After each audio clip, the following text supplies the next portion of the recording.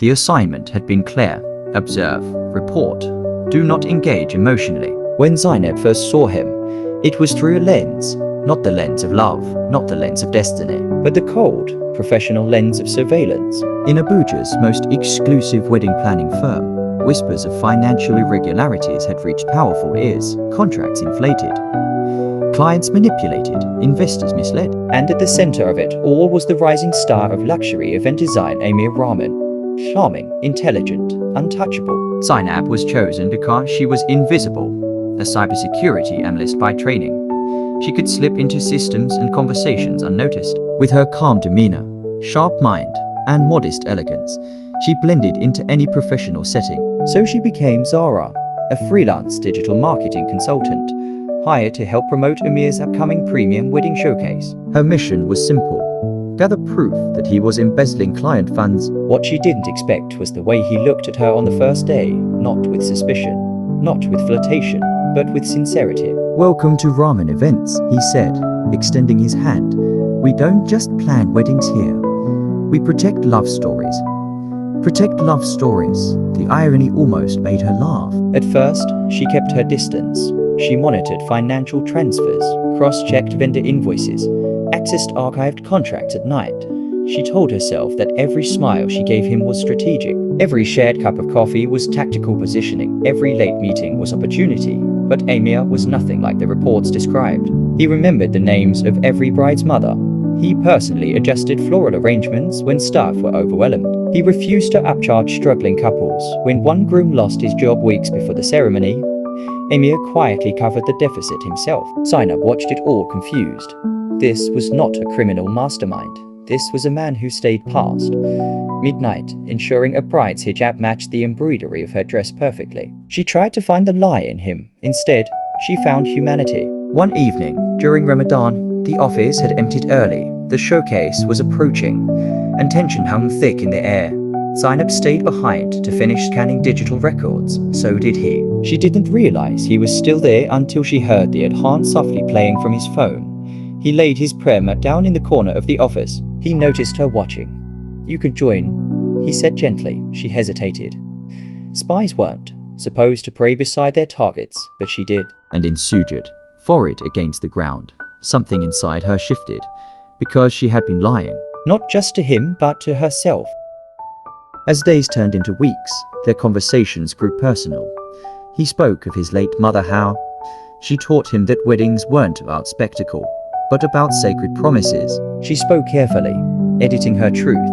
She told him she grew up moving often, that she valued loyalty, that betrayal terrified her. The word lingered between them: betrayal. The evidence she was supposed to find remained elusive. Financial inconsistencies existed, yes, but they traced back to an external investor siphoning funds, not Aamir. The deeper she dug, the clearer it became.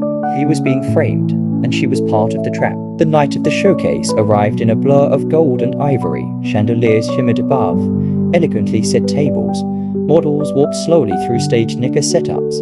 Influencers filmed every detail. Aamir stood at the center of it all, confident yet humble, greeting guests with warmth. Zaynab's phone vibrated in her clutch. Her handler, status: "We're ready to move. Police are on standby. Confirm the financial breach." Her heart pounded. If she confirmed, officers would enter within minutes. His reputation would be destroyed before sunrise. If she refused, her career would be over.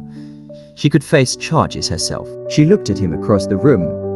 He was laughing softly with an elderly couple, adjusting the groom's boutonniere with gentle hands. A criminal? No, a man with integrity. She stepped outside into the cool night air and dialed her handler. "The breach isn't him," she said firmly. "It's Malik Holdings, the investor." Silence. "That's not your assignment." "My assignment was the truth." Another pause. "You're compromised." The line went dead. Inside, the showcase concluded to applause. Aamir searched for her in the crowd. He found her near the floral arch, tears threatening her composure. "Zara, what happened?" She couldn't lie anymore. "My name isn't Zara," she whispered. "It's Zaynab." He stilled. "I was sent to investigate you." The noise of the hall faded into nothing. "I thought you were stealing from your clients. I was supposed to collect evidence." His eyes darkened not with anger, but with hurt. And did you? I found the truth. He waited. You're innocent. Your investor is manipulating accounts. I exposed it tonight. And you? He asked quietly. What happens to you? She swallowed. I don't know. The vulnerability in that moment stripped away every professional boundary. I never meant to fall for you, she confessed, voice breaking. It wasn't part of the mission. Aamir looked at her, truly looked at her, and something in his expression softened. A tear escaped down her cheek. I fell in love with you, he admitted, because you cared.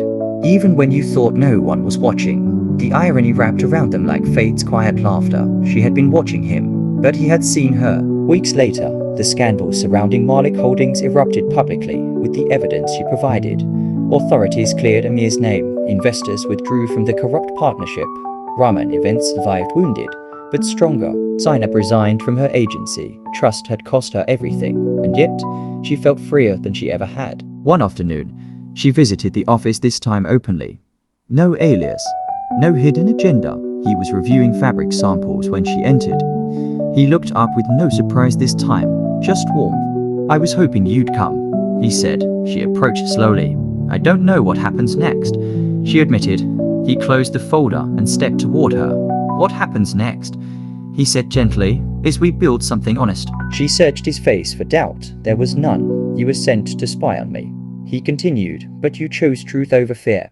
He took her hand. That's the kind of woman I want beside me.